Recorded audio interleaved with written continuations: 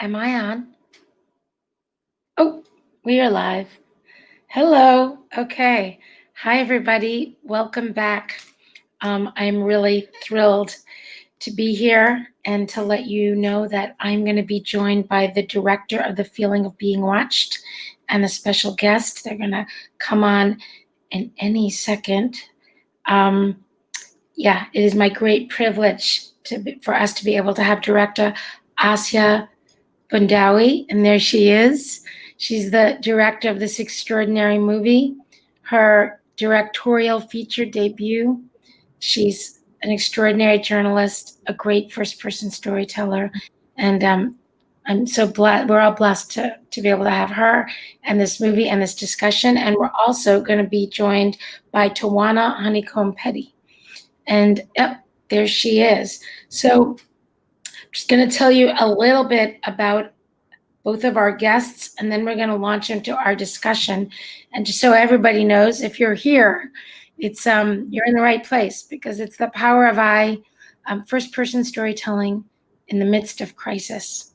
And by crisis, it could be the crisis that is bringing us all together, why we're not all in Detroit at a real screening, not that this isn't a real screening, but a face-to-face screening instead of a Facebook to Facebook or this kind of screening where we're all on a Zoom or on a platform. So by crisis, it could be the crisis that we explore in this movie, and it could be the systemic crises that have been long with us for a while, or it could be the crisis that is making us have to talk and be alone together, which would be COVID. But this weekend is dedicated to first-person storytelling in the midst of crisis, and we wanted to start with this movie and with this discussion because we thought it was critically important. And I think by the end of this hour, we're really going to know why. So Asya is an Algerian-American journalist and filmmaker. She's based in LA right now, but she used to be based in Chicago. And she's reported for the BBC, NPR, PRI, Al Jazeera, Vice, and CNN. She had a debut short film about hijabi hair salons, which was for HBO Lenny documentary series, and that premiered at Sundance in 2018. But this feature documentary, which I had the privilege of seeing evolve and get worked on as a part of the support that I was a part of at Chicken Neck Pictures, is The Feeling of Being Watched, which is an extraordinary achievement on many levels, and we're going to talk about it. But it had its world premiere at the 2018 Tribeca Film Festival, but that was just the beginning. And this evening, we're going to talk about the journey of the movie and really what I know was at the root and at the heart of your making it, which was the impact of it and how to use it in the world. And she's currently a fellow with the co-creation studio at MIT Open Documentary Lab, where she's iterating her most recent work, the Inverse Surveillance Project. And that's the impact work that we're going to hear about, right? Yeah. So welcome. I'm so privileged to have you. We all are. Okay. We are also joined by Tawana Petty. She's a mother, a social justice organizer, youth advocate, poet, and author. And all of those things are just as important as all of the organizations that she's either co-founded, running, working for, or invigorating with her great spirit, which includes working on water rights advocacy, and what's most specific to tonight's discussion, data and digital privacy rights and racial equity work. She's the Data Justice Program Director at Detroit Community Technology Project, co-founder of Our Data Bodies, a convening member of the Detroit Digital Justice Coalition, which is she's an anti-racism facilitator with Detroit Equity Action Lab, and a digital civil society lab fellow at the Stanford PAX. She's also co-founder of Riverwise Magazine and director of Petty Propolis, a Black women-led artist incubator focused on cultivating visionary resistance through workshops, trainings, and initiatives. And we're in the right place at the right time if you guys are together and you women are together and us people are together. So thank you. I just want to say for both of you, and then after you answer both of you question. We're going to go into the language of the movie and what it was like to make this first-person film. And then we're going to talk about impact. We're going to talk about what Tawana is working on. And we're going to talk about how this movie and the landscape and the learnings from this movie really relates to Detroit and how it might be able to be utilized here based on the impact work that Asya is doing and the work that Tawana is doing. But I can't forget like where we are right now and what the climate is like. So Asya, what's it like to think about your movie now in the context of COVID? What's it like to watch it now? Because our movies mean different things at different moments in time. I know for myself that's always true, and they change. And Tawana, what was it like for you to watch this movie now, knowing what you know about Detroit and how the last couple of months and going forward relates to surveillance in Detroit? So Asya, you first. That's an interesting question. I mean, I think it's really difficult to be in community right now. We're increasingly isolated and a lot of our communication is mediated through technology. And all of it, and so much of it is surveilled. It feels very difficult to be able to communicate without that mediation right now. And so, yeah, I feel it's a lot more isolating for people that are under surveillance to have all of their communication through the Zoom calls, through all of these mediated technologies, and also in moments of emergency, we use we use what we have, but we're not sure how safe they are. We don't have time to assess the privacy issues, the security issues. We are just like in a moment of emergency. And so we all have to get on Zoom, and there's not really time to talk about who is that safe for and who isn't that safe for. So yeah, I feel increasingly isolated, and I think having a lot less choices about how to communicate, the difficulty of being in person with people. Yeah, I think it's extra difficult. And what does the movie feel like now? I mean, I kind of cry when I look at like the community gathering. I mean, all I can think about is, wow, like what it felt like to be together at one point, and the impossibility of that right now. I maybe you're looking for something more profound, but all I can think of is I miss my people and I miss being together with people. And yeah, it feels like an ancient history right now that we were able to do that. No, I think that's profound, and I think that's very necessary. Tawana, what was it like to see this movie now in the context of COVID and in the context of the protests and the sort of the national movements that I know that you're a part of, and the local movements that you're a part of? First off, I'm tremendously grateful for this film. I know personally the sacrifices of lifting your voice up at a time where you're being hyper surveilled. And there was a particular scene in the film where Asya was on the couch, like crying on her mom's lap, and I literally was in a bit of a fetal position around that same time, and it just really kind of hit me in the gut because we are so massively surveilled in Detroit, and it let me know how evolved the FBI surveillance and policing surveillance has come, where now we know we're under Operation Relentless Pursuit and Operation Legend in Detroit. Whereas they used to hide it, and now they don't even hide it anymore. And so I was really like cheering you on. I was cheering Asya on at the same time being very sad that we've been yelling to the rooftops and you've been yelling much longer, and that they are still able to continue forward with this type of trauma on our communities. And yeah, and so, that it just really deeply moved me. The film did, and it's timely still. And necessary. Thank you. You know, I want to leap off thinking about the trauma.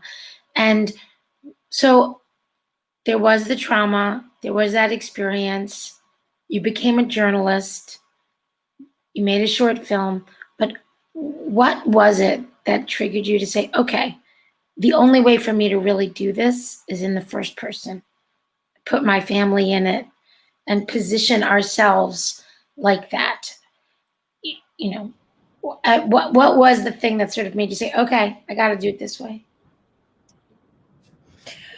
First off, thank you, Tawana, for that. That moves me that it touched you and that it resonated with you and in your city.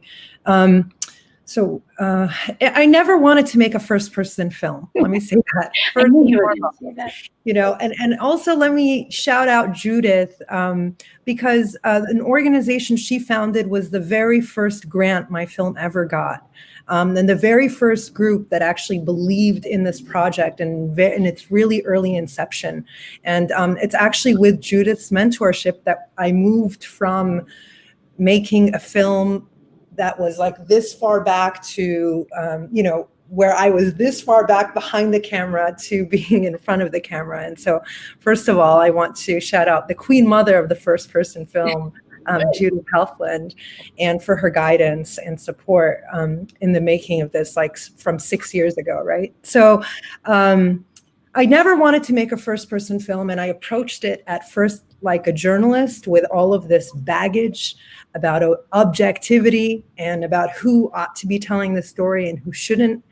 And I feel like it took 5 years to make the film, and that 5-year-long process was an unlearning of a lot of that baggage, journalistic baggage, to be able to actually step into my power and do the film from the first person.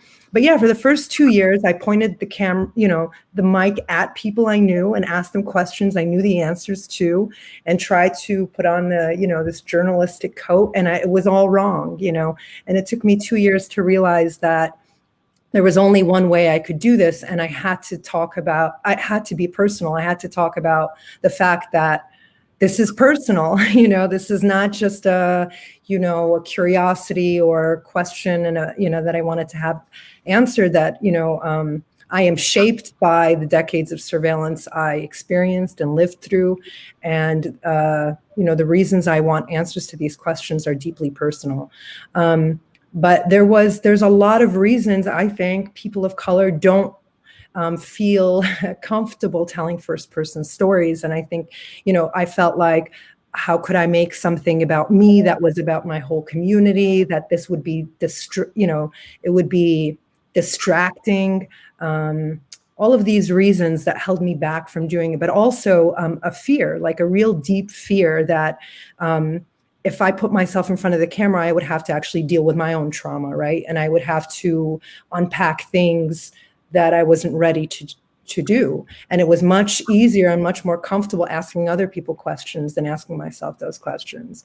And then it became impossible to do it at a certain point. It became really difficult for the close friends of mine whose fathers were investigated. It was very traumatic for them.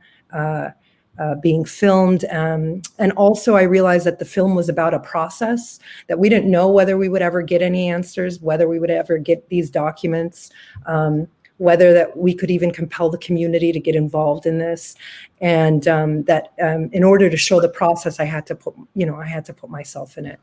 And it was deeply uncomfortable. It was the hardest, most uncomfortable thing I ever did, and I'm not sure I'll ever do it again, but I think it was necessary too, and I think it was absolutely transformative for me to pull myself unwillingly in front of the camera and ask those questions and unpack a lot of things, the respectability politics, my approach as a journalist, the double consciousness that W.E.B. Du Bois talks about, this idea that, you see yourself and then you see yourself as the other sees you.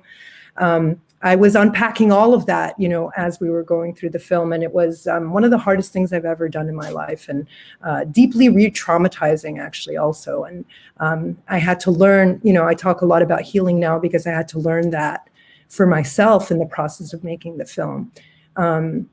and that we often talk about civil rights and legal approaches to surveillance, and we rarely talk about collective healing and trauma.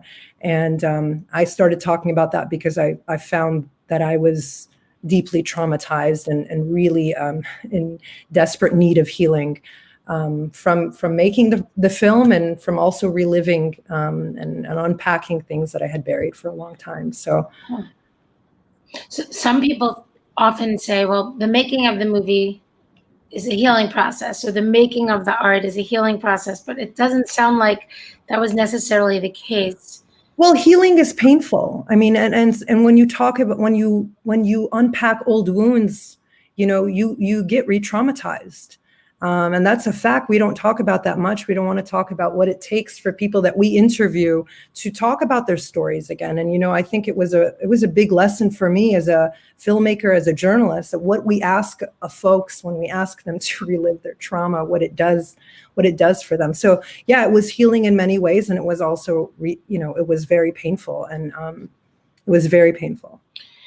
And, right now there's a lot of talk in the documentary world about accountability, and how to build really important support even into the documentary process, into the engagement. And it sounds like the support is, so what is the healing?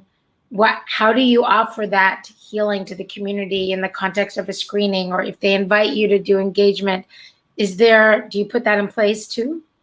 Yeah. So to skip forward, whenever we had community screenings, we would have healers in the room, in the space with us to move people. And specifically when we were doing screenings for, communities of color that have been traumatized by surveillance. So watching the film is really re-triggering for folks who experience this, can be triggering for folks. And so we ask people to feel, one of the things the healer does in the beginning of the, after the film is screened, is to ask people to, what are you feeling right now? At the end of the film, sit with what's coming up for you. Let's, I think one of the things in my community specifically, which is actually a trauma response, is we just want to push through. We just want to get through it. We just want to keep moving, and we don't stop to feel how we're feeling. And so one of the things is just to tap into and to be able to articulate what is it you're feeling in that moment. What is the ineffable experience of being surveilled, making that something that you can discuss, that you can talk about. And another big component is to do that in community. Deepak Kumar, brilliant writer, says the opposite of surveillance is not privacy. The opposite of surveillance is community. And so being in community and talking about it out loud in community is incredibly healing for people. And then facilitating that, that conversation and that talking out loud about something you've only ever whispered about, right, was really powerful. And that was one of the ways we moved people. We tried to move people from a place of, being frozen in paranoia to be able to move through some steps of healing. I have one big question, and then we're gonna transition a little bit. But and so taking that in, did you understand all of that when you were making the linguistic decisions in this movie? And by linguistic, by language, I mean, all of it are choices, right? We could tell movies in multiple ways, right? So, and I love the choices that you made, but I made a list of them because they were really interesting, right? And, the drone and everything's about perspective. There's so many multiple perspectives. The visual language of the movie is all these multiple perspectives. So, there's the drones, there's the redaction, there's the cutouts, there's the overexposed. It's and then you're looking and you're like, is that Asia's camera? Or is that her camera that's helping us imagine what their camera was like when they were surveilling the community? And then, then there's the other camera. Then there's the mugshot, which I know you created, but it's almost like what they might have created if they were going to decide this is what all these individuals look like. And we know them because we surveilled them, and like then you fit it into, the address where they were surveilled. And then there's the timeline, and then there's the speed up of the footage, which is like extraordinary. And then there's amazing drawings in the courtroom. Mhm. And then the home video footage, which is like this whole other feel. And then there's your camera with your family, which feels really different. Like home base with your mom, who I just love. And I've had the pleasure of meeting at a screening or two. And your sisters, like home base with your mom feels like home base. Like I feel like we can breathe there. And it feels different than your apartment where you pack up, where you hide your stuff in a fur hat. So I just like, how did you make those linguistic decisions? Especially, did you know at the time? And then let alone the FOIA work and all of the stuff. Did you know that might re-traumatize people and you did it anyway? Like, how did you make those decisions? They're gorgeous, by the way. Well, a lot of credit to our amazing editor, Rabab Haj Yahya, who's a Palestinian American editor. And a lot of these choices were deep conversations we had, and we really wanted to juxtapose the really dehumanizing gaze of surveillance, which is predicated on a very great distance between the one watching and the person being watched. And we wanted to juxtapose that with what the opposite of that could look like, which is a real deep intimacy, inside the house, really close, like breaking that great distance, seeing people's faces instead of just their profiles and figures, right? We wanted to juxtapose what the gaze of surveillance was like with what the gaze of community or being in community was like. And we did that extreme. We replicated all of those surveillance shots. But I gotta say, even when we were like doing these like, fake surveillance footage, around the neighborhood, it was deeply disconcerting to be the person, even though this was fake footage, even though I was in the community, we were replicating what we thought the FBI, how they were watching us. It's very uncanny. It's very disturbing to watch people and them not knowing they're being watched. And I actually had to stop doing it. I would send my cinematographer out to do it, but it was deeply disturbing actually to take that positionality. But yeah, this was all intentional to juxtapose how they saw us with how we see ourselves, with the gaze of the surveiller, with the gaze of the surveilled. All of these things were very intentional. And we, the drone footage also to really make the extreme distance, and this is something Tawana talked about really briefly in the beginning, that technology has changed the surveillance. So what's changed the most is, and actually Simone Brown talks about this in her book, Dark Matters, that the distance has grown between the person being surveilled and the surveillor. So from, the car on the block to CCTV footage, to drone footage, and then aerial footage. And we've got even more and more distance between those who are doing the surveillance and those who are being watched. So all of this, surveillance it's a way of seeing, it's a visual medium. And, I was a radio journalist before I did this, and I knew that it had to be a film and it couldn't be a radio story because of all of these layers of visuality and ways of seeing, and who's watching and who's being seen.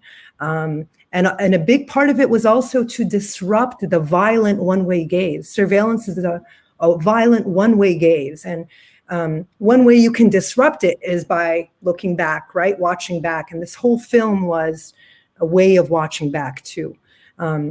And so to give us agency, again, we're not just, subjects of information or objects of information. We're also subjects. We also have eyes. We have the gaze. We can see.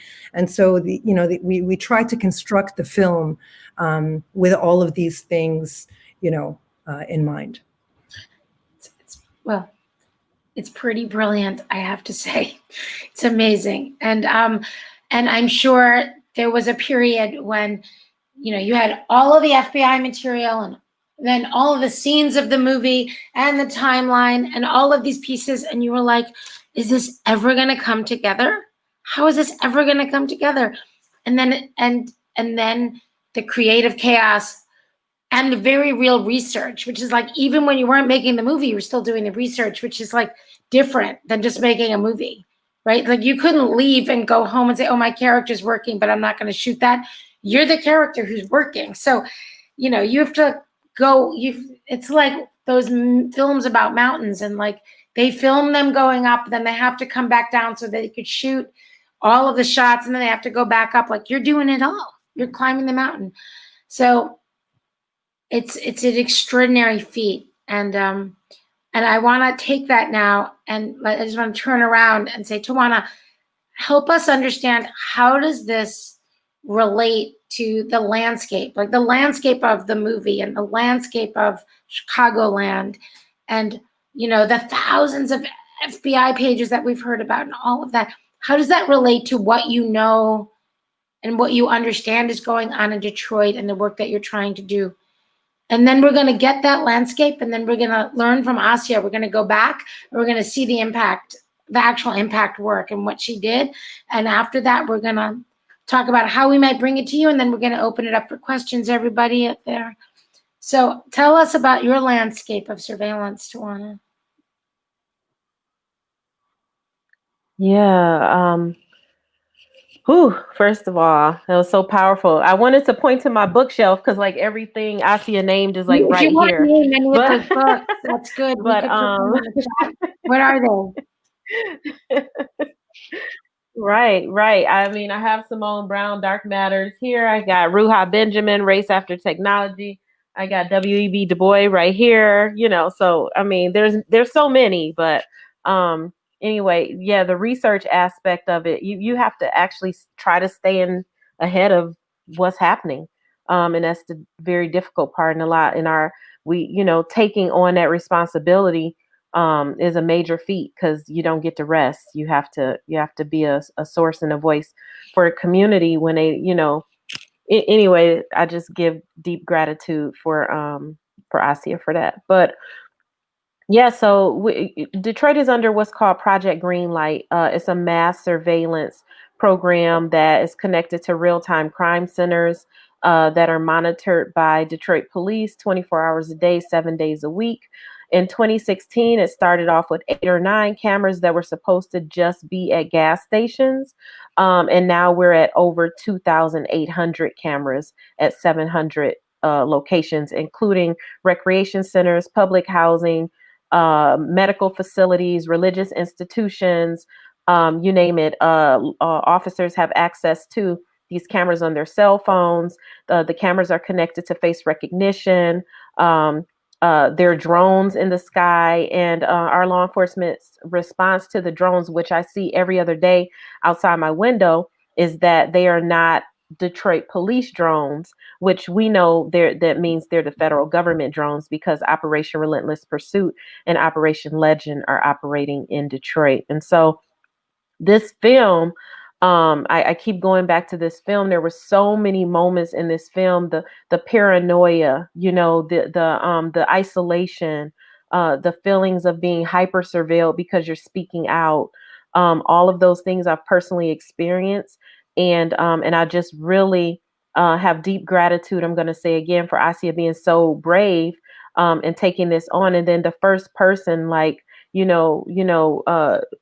your neighbors and family, to speak up about these things for a much longer period than what I've been privy to, the fact that this is happening in my community. I mean, I knew about COINTELPRO with the FBI, and what it did to social justice activists, revolutionaries, et cetera, Black Panther Party, Marcus Garvey, and all those. But I never thought that I would be feeling the effects of that type of surveillance personally, and watching it just play out over the entirety of my community. And so I'm going to utilize this film as a tool. So to deepen the dialogue, we've used many different ways, like the magazine that I co-founded, Riverwise Magazine.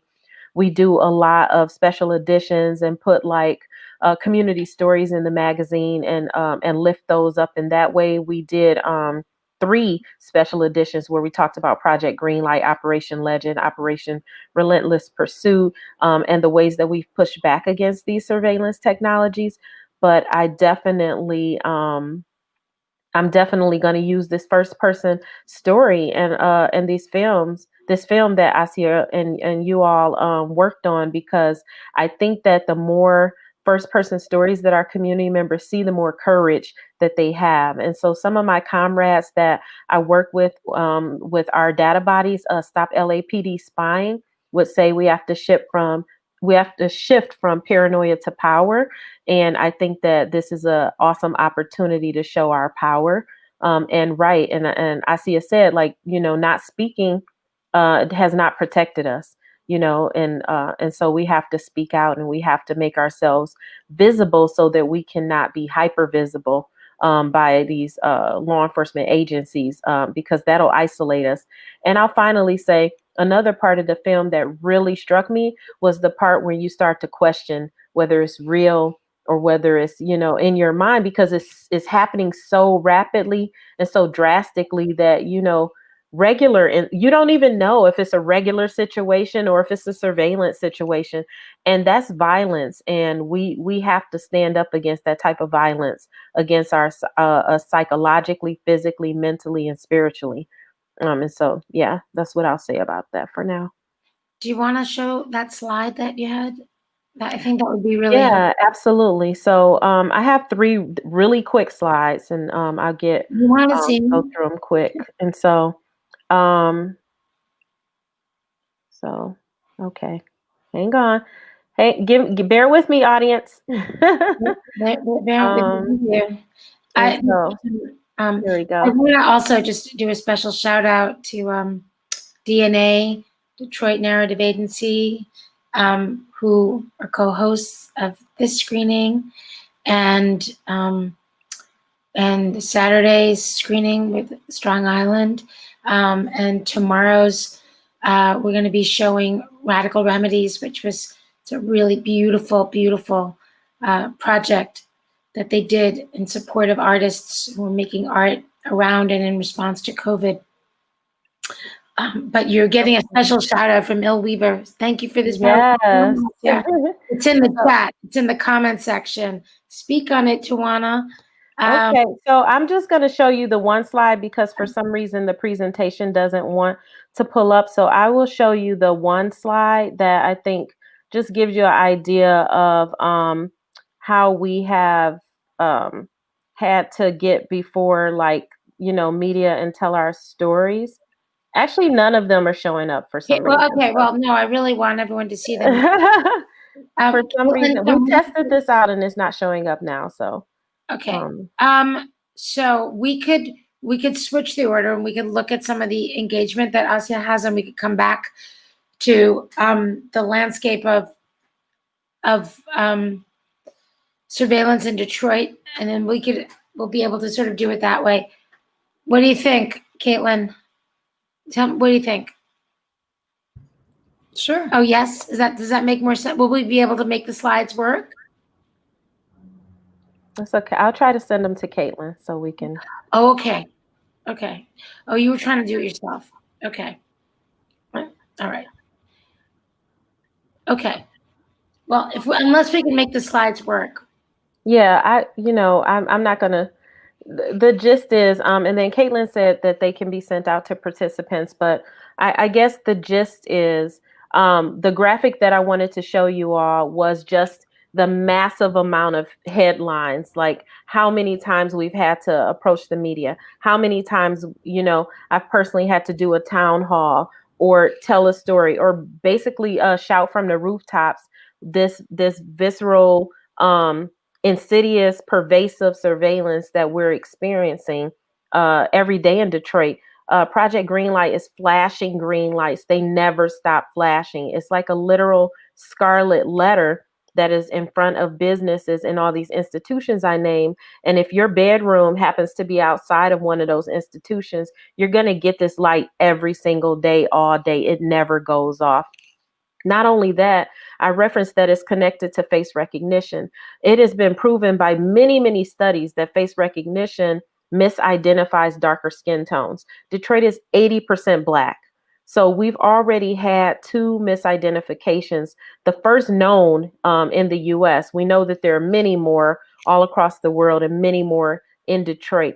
Those misidentifications are in Detroit. And even though our chief of police has admitted that this technology, if it wasn't being uh, having analysts check the technology, that it would be 96% inaccurate. And so our community is being surveilled and monitored in these ways that are very violent. During COVID-19, we lost 1,500 Detroiters at the height of COVID-19. At one point, that was 40% of the entire state. And instead of empathy and resources, this surveillance technology was used to issue $1,000 tickets to our community for not social distancing. At a time where we saw predominantly white communities on beaches, storming Capitol buildings, and rejecting masks. And so the ways that surveillance are being leveraged in the city is just continuing this pursuit of racial violence in this country, especially under the Trump administration. I won't say that it's just Trump. I mean, it happened under Obama. It happened under presidents before that. But we're really frightened at what could happen if these technologies continue to ramp up under this current administration. And then I'll finally finish with alternatives. I want to shift us from paranoia to power. Our communities currently have a campaign called Green Chairs, Not Green Lights, where they're calling on everybody to come back to the front porches, to see each other, to not watch each other, and to look out for each other and restore that community that Asia was talking about. So even if you bring just 5 of your friends together, you're sitting on the front porch, you're looking out for each other. We're saying that surveillance ain't safety. That's our hashtag. Surveillance ain't safety. And so those are the things that we're trying to do. And we've also come together to create a Detroiters Bill of Rights, where we're going to try to change the city's constitution, the city's charter, and remove these technologies out of our community. And so those are just some of the things that we've been participating in to push back. Thank you so much. I'm glad that we did it in this order, because I think it'll be really interesting to now look at the engagement that Asia and her team has been doing with the movie and what they're thinking about doing going forward. And maybe we'll see some really interesting synergy with everything that you just described, Tawana, and it's incredible work. So thank you for the courage and the bravery. Asia, can you show us the engagement piece? Sure. I'll just preface it by saying, the film ends with the first delivery of the FOIA documents from the lawsuit. I'm still actively in a lawsuit against the FBI. It's been going on for 4 years. I'm still receiving documents, and it's, the violence and surveillance is not just in the act of watching. There is violence in the act of watching. There is violence in the act of collecting the data, and there is violence in keeping that data in perpetuity and making it accessible to other intelligence agencies, other government agencies, etc. All of that is violence. And so I'm trying to get these records, and while I feel like I won in some ways this fight for transparency, I also lost in many ways. So, the FBI agreed to, the judge ordered the FBI to release 33,000 pages about Operation Vulgar Betrayal. The FBI redacted 75% of those pages entirely. And of the 10,000 pages I did receive, they're almost all full of holes, of white holes, where information has been entirely disappeared from the record. And so, as a journalist, as a human, I wanted to rip my hair out. I felt like, we thought we won something, but, we lost. And so what do I do? How do I deal with the redacted spaces? And out of that frustration, the Inverse Surveillance Project was born. And so I'm going to share my screen real quick and show you something.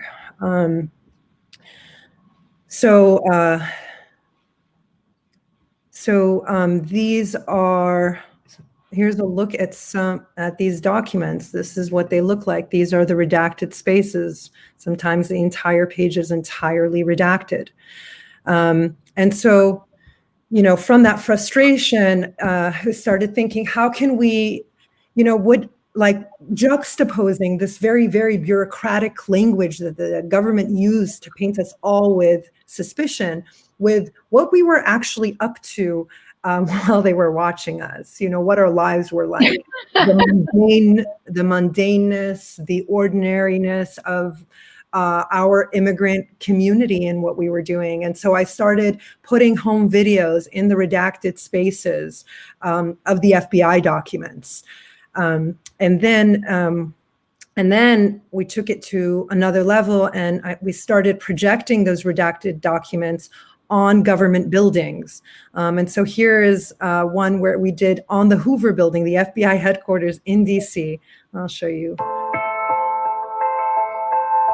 For 20 years, the FBI had my entire community in Chicago under surveillance, my family under surveillance. And we're here projecting these home videos to show this is who you were watching when you were watching us. This mass surveillance is destructive and it's painful, and we want to show that and project it here. The people you see in these home videos are my family and my community doing this guerrilla action out here right now to point a light on something that has been shrouded in secrecy for so long. The surveillance of Muslims in America has been shrouded in secrecy for such a long time. And we're here in a very public way saying, we know you're watching us and we're watching back.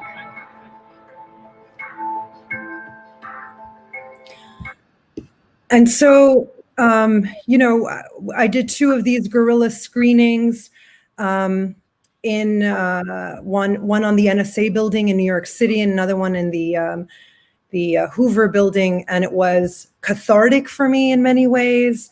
And it was also a way to watch back, and at the same time, to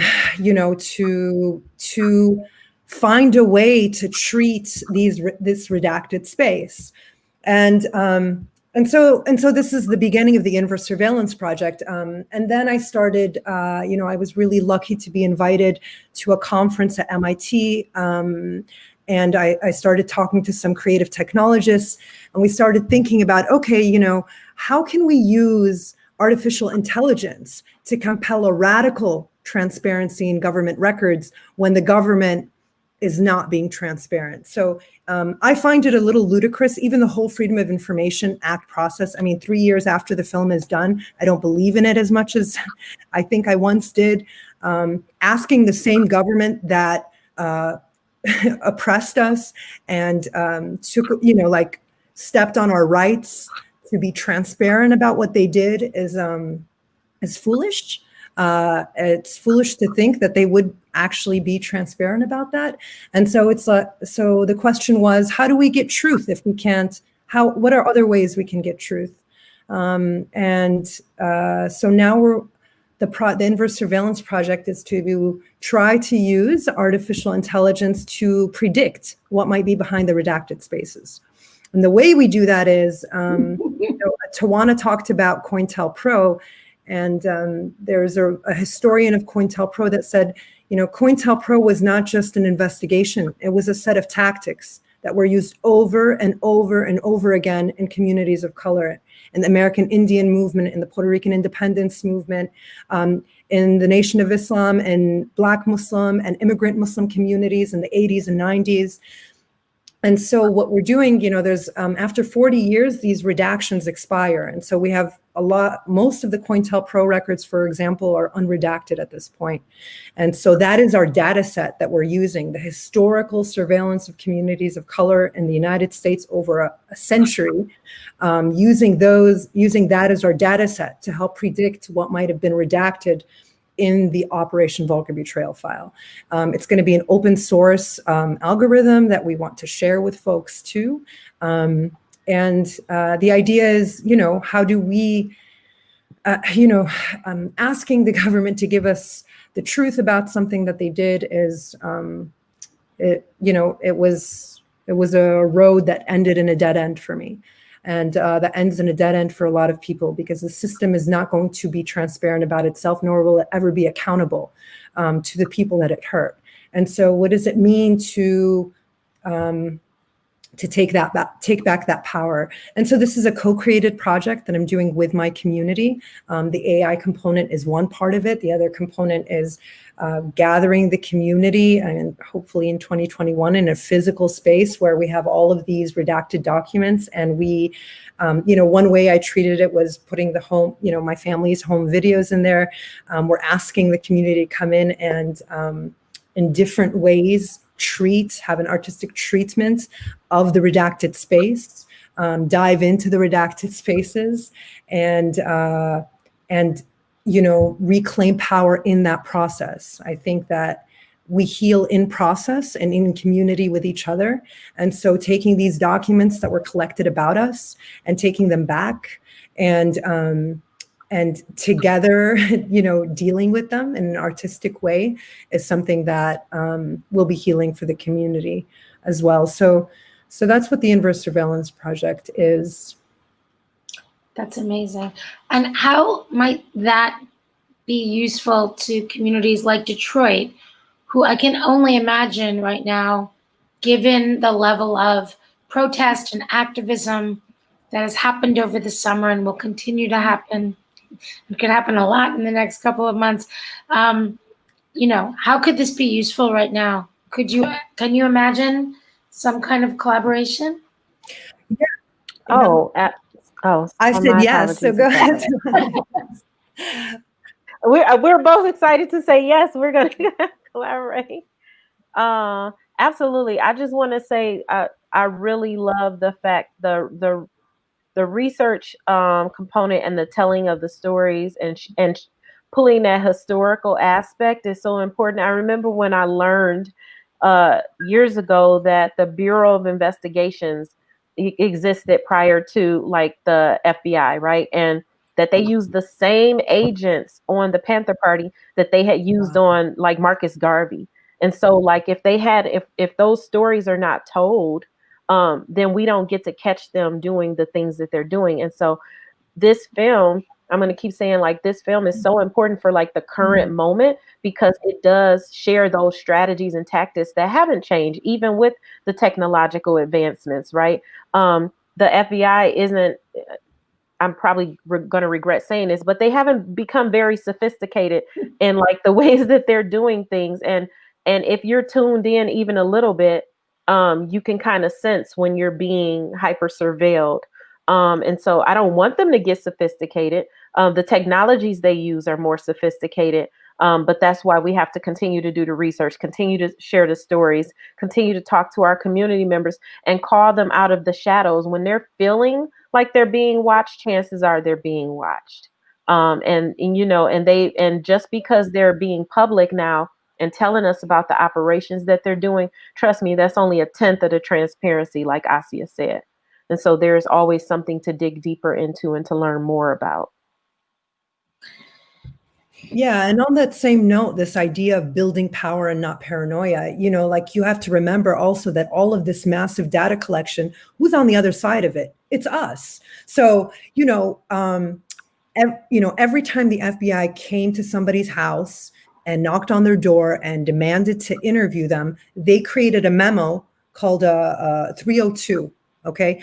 I received that memo highly redacted, but my mother remembers who came, how many of them came, what they looked like, what they asked her, who they asked about, whose names they named, and so there's a lot of power and there's a lot of information in our communities too. We're on the other side of that data. And so when the government refuses to be transparent, we have to remember that we also, we have power because we've been on the other side of that. And our stories are very important, and they're not just statistics. And it's not just, that's why I think, to go back to the power of I, that this, it only was after making the film that I realized why it was so important that it was a personal film. And it was, I heard this a lot from, the Center for Constitutional Rights and a lot of organizations that have been trying to explain to people why this was important or why we should speak out or why that it was only when it was emotional, that they could talk about surveillance with an emotional language that they were able to reach people, and they've used the film in different ways for that. And and that the personal is really important, that in this massive data collection and the statistics and the way they talk about policy, we get lost in those cracks. But our personal stories, how we feel about it, the trauma we've incurred, how our families have been, affected by it, all those are very important. That I can't sleep because there's a green light in my window, like that's really important. Like those personal stories, they really matter. And so, while like the surveillance state wants to treat us as just data bodies, we are more than that. We are our personal stories, and we are all of that. And so I think this is why, as hard as it was really important to make a personal film about something that, about an experience that's been ineffable, that's in so many ways. Thank you. We don't have a lot of time for questions, but if folks out there want to ask a question of either Tawana or Asya, or just make a comment, or if you have an idea, please put it in the chat. I mean, it's always, there's right now, my friend in LA is saying, your film was so powerful. I so appreciated your voice. Oh, how'd you know that I was... Your voice, your authentic voice, vulnerability and intimacy in the storytelling, and the persistence of your work. Love, LOVE, all in caps, the projection on the building. Gracias, Asya, for your brilliance and bravery, uplifted by use of AI for community empowerment. Just today led class discussions on AI and racism and sexism. Students cited Tawana's work, Proof of Resistance. It's from Alicia Diaz. So this is confirmation of how important both of your work is. Kat McGuire says, such a powerful film and such a powerful conversation. So in our last minutes together, what should we talk about? Do you have anything that you didn't say, or I didn't ask you that you want to say? I mean, I have a whole list of questions here, but what's on your heart? Do you have a blessing for our weekend of first-person exploration? Well, I want to say something about the Green Chairs Not Green Light project. I think that is so brilliant. Can I just say that that is really moving, because that really gets to the heart of the insidiousness of what surveillance does to a person in a community, right? Surveillance, one of the effects is it petrifies you, right? You don't want, like literally you're in stone. You don't want to move. You don't want to communicate. You don't want to be in relationship with people because you're afraid those communications are compromised. And so this turns it on its head and says, we are each other's safety. In community, we keep each other safe. And the watching doesn't have to be violent. Sitting on your porch and keeping an eye on, the neighborhood or the kids, which is something that happens in Bridgeview too, that's a beautiful kind of watching, and that's a kind of watching that keeps us safe versus, the watching of surveillance. So I just I'm really moved by that. That feels so healing and loving. And I would love to hear more about, the thinking behind how you guys came up with that. Yeah, I appreciate that. It really was it was a play off some organizing that I have to lift up Shay Howell, who is one of my mentors with the James and Grace Lee Boggs Center, and she was talking about some organizing from I want to say back in like the 70s or somewhere around that time frame. And she talked about like community members like coming to the front porch and like looking at the grandmothers looking out, in the communities to like create safety. And so, we were having a conversation around the table with a few community organizations that were part of the Boggs Center. And we were like, green chairs, not green lights, like we're going to get community members back to the front porches. And even if you don't have a porch, back to your window, like looking out for each other. Right. And so now there have been several initiatives within the community, even within the pandemic, like folks coming outside and helping to build green benches. And a lot of those activities happen at Feed 'em Freedom Growers, which is a community garden. And then there's a coalition, Green Light Black Future. So they're taking back the green light situation too. And they're saying, we're going to green light Black futures, you know, and so everybody's kind of like taking what they created as violence and like reclaiming it and creating alternative visions. And so it's just been really tremendous. And the themes that we saw across the 3 cities through our work with our data bodies, one running theme was community members wanted to be seen, not watched. And so when we did the special edition Riverwise magazine, we put a drone on the front of it and it said Detroiters want to be seen, not watched. And so every opportunity that we get, we're in the community, like flipping it on its head. And so, you know, really similar to what you did in the film, really, really similar to what you did in the film, Asia. So who's making the little short first person films while they sit on the green benches or sit on the porches or sit on the green chairs? Like, I want to see those. They don't have to be long. They don't have to be fancy. Yes. DNA, talk to Detroit Narrative Agency and see if they've got. I think you need a new shout out, a new set of very important green light. Wait, you got to green light. It's we actually have a website, greenchairsnotgreenlights.org. Yeah. You got to green light the green chair stories. That's not what I'm trying to say, because that's like Right. a term for like throwing money at it in a good way. So Yeah. you got to green light the green chair stories, DNA. You got a new project. Absolutely, We got a title. DNA. You got the project.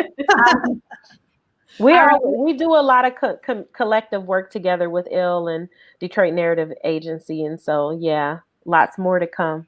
Okay, well, maybe some of that can be part of the stew and the soup and the conversation that we're going to have over the next couple of days.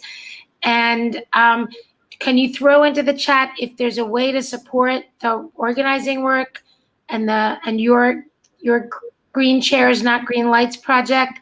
If you can tell us, we could put it in the chat. And Asya, if people want to bring your movie to their community, let's put that in the chat so people see that and everyone knows that. We are going to send resources to everybody with all of these things. So if you don't have the notes, don't worry about it. We'll get them to you. Final words. It's 8:59. I think this goes off at 9. Anybody? Thank you so much, Judith, for convening us. And Tawana, it's been so wonderful to be in conversation with you. Chicago, Detroit are sister cities, and it's beautiful to be in this reciprocal conversation. So thank you for having us. Well, absolutely. And I feel the same about you both. And thank you so much. Thank you for this film. I know it'll be used around the world to bring communities back together. And thank you for both of your voices in the first person and in the collective. They're beautiful. I do feel like the I became we tonight. I send you both love from New York City.